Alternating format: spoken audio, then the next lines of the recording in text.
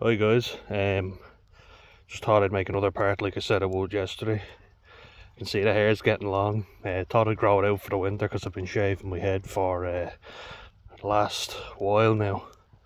This is the longest my hair's been, about 2 years. It's not even that long, but it feels so long to me. So, just out with the dog again. And I thought I'd finish it off, the addiction video. Kind of took me a while to get into it, but it just kind of started flowing, you know, and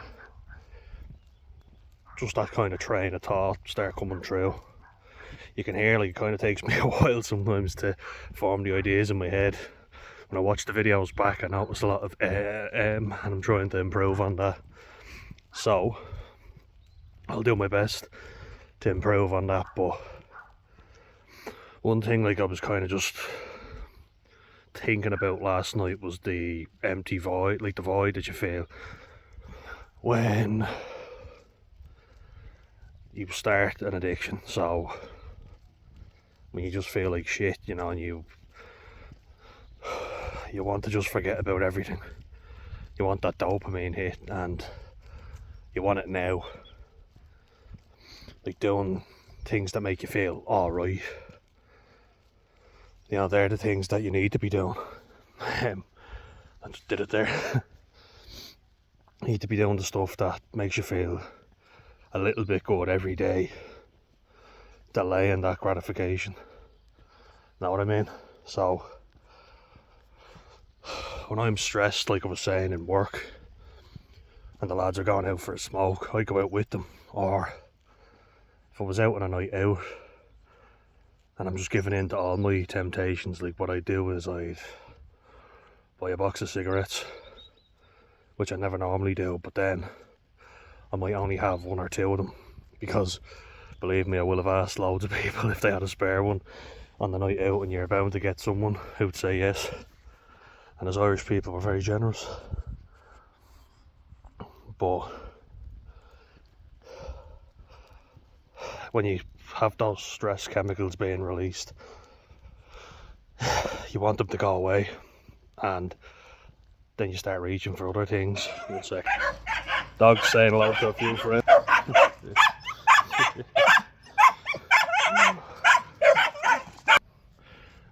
There's a few Bichons that live nearby us.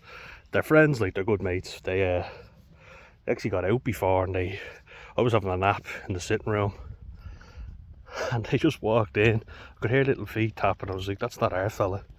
And next thing you know, they hopped up on the couch and were licking my face. I was like, better get these guys home. I love dogs.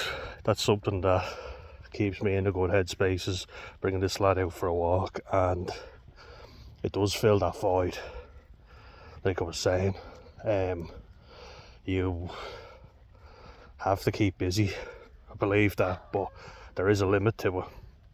So kind of just find things that you enjoy that aren't going to push you too significantly, because if you do drink a lot and you have health problems like I do, it will wear you down more. They're back. Watch this now. Oh, there we go.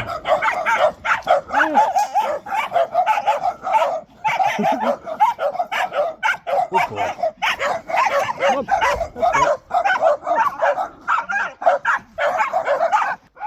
Good boy. Come on. Yeah. Wait till they get out from under there. They don't bark nearly as much, trust me. They're actually very friendly, like, once you go over to pet them. I guess they're just saying hello in a French sort of manner. Oh boy. Our lad doing us proud. Oh boy. Your best fella. Yeah. I said Alfie'd feature in future videos, not all of them. Good boy. Good boy. It's actually a beautiful day as well. Not too bad at all. It's kind of raining a little bit, which is why I have my hood up, but just show you, puts me in a good mood. Yeah, like, it's nice, isn't it? Lovely. Really good out. It has been so grey and miserable, and it's hard to motivate yourself on days like that. Believe me, I know. It's kind of why I've made videos just talking about gratitude recently, because I'm grateful for just going to a pub or a restaurant or hotel and having a few beers, like a few Heinekens or Guinness, and I really enjoy them. So that's why I don't really like the alcoholic AA type of attitude of giving control away to a higher power. Now, I believe in God, but I don't believe that you should just give away all of your responsibility and go, I'm powerless over this. That's what I meant to talk about yesterday, but I got onto gambling, and with good reason. Like, there's a lot of people gambling, and there's a lot of shame about it. Rightly so, you know, you're losing money. At least if you've got an addiction to a substance, you're spending it on something. You've got an addiction to alcohol, well, you're spending it on alcohol. Makes you feel good for the night, doesn't it? Something physical that you're actually getting in return. With cocaine, gives you that boost of energy, and that's expensive. So I've heard of people feeling shame about that addiction in particular. But with gambling, it's like there's nothing there, you know. So I've just spent money for nothing. But with every addiction, saying you're powerless over it means somebody else has to go and sort it out for you.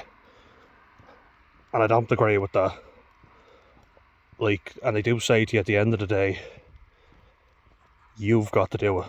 You've got to put the work in. So break it down more. And that's why I say I do agree with the just for today thing.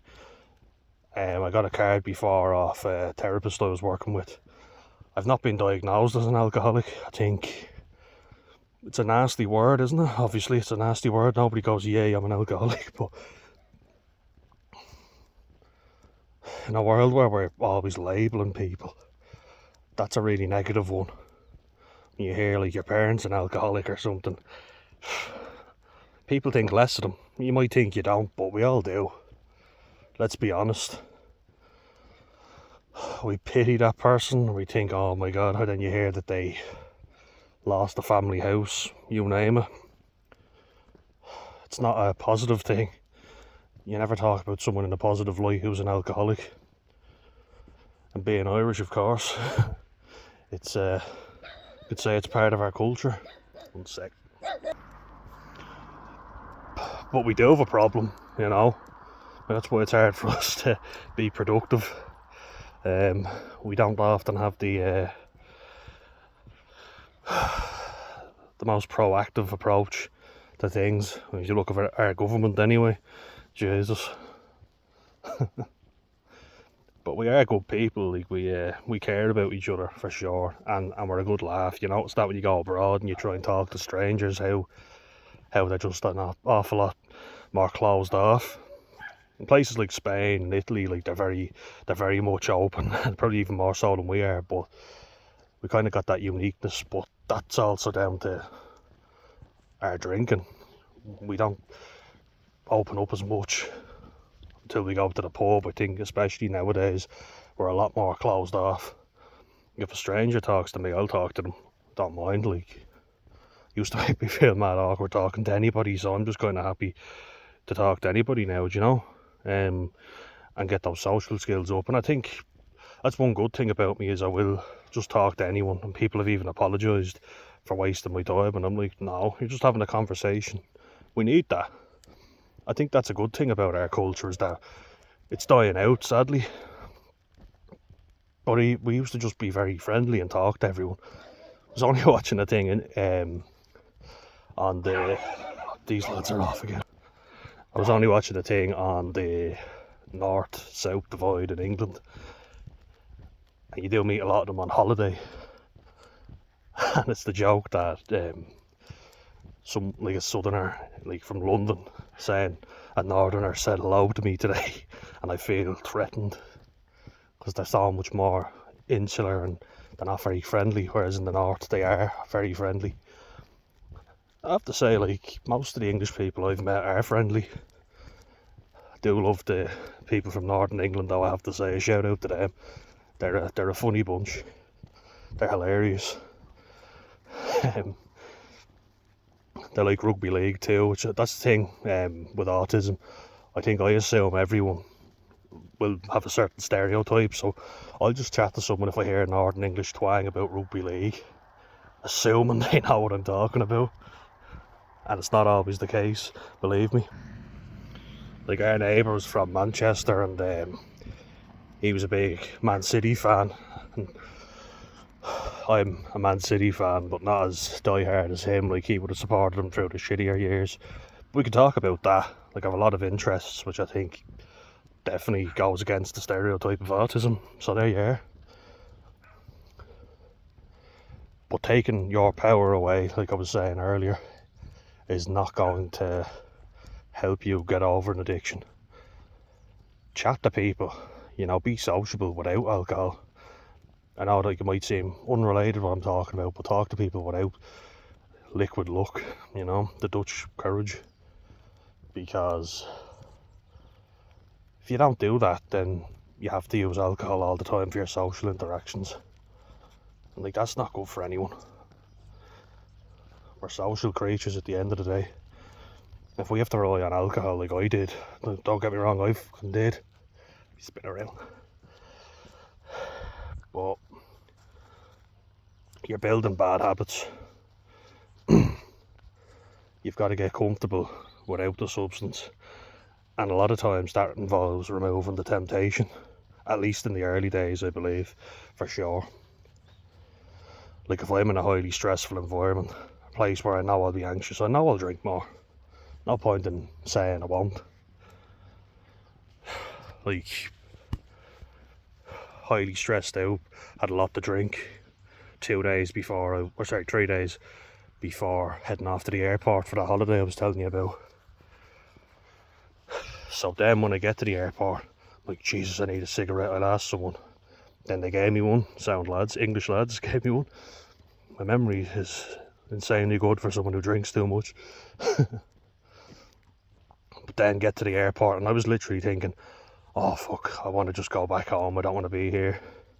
Then my mate arrives, we meet up, a bit of difficulty checking through, or checking in. And then as soon as we checked in, we went straight to the bar, had a few drinks, got to the hotel, and then conked out, went out to the beach, and I was like, we're there. At least I didn't cancel, I didn't back out. Because that was the big fear for all of us. Lots of dogs in the area, FYI. But yeah, it was kind of like I didn't back down. I went in the end and I was afraid I wouldn't. Someone was going to cancel. But as soon as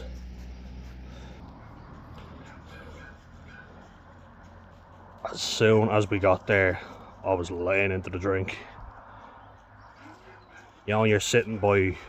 This is like something where I really enjoy it, and it's kind of like a different sort of way of a trigger. But when I'm sitting by the beach, getting in and swimming, I love a few cold cans or whatever, Love it.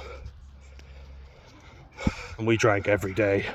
I was getting cans in the shop, like cheap cans of Amstel, and just chilling by the beach all day. Then we went up to more inland area. Well, those fuckers ever shut up by now, right? They're always just... Oh, yeah.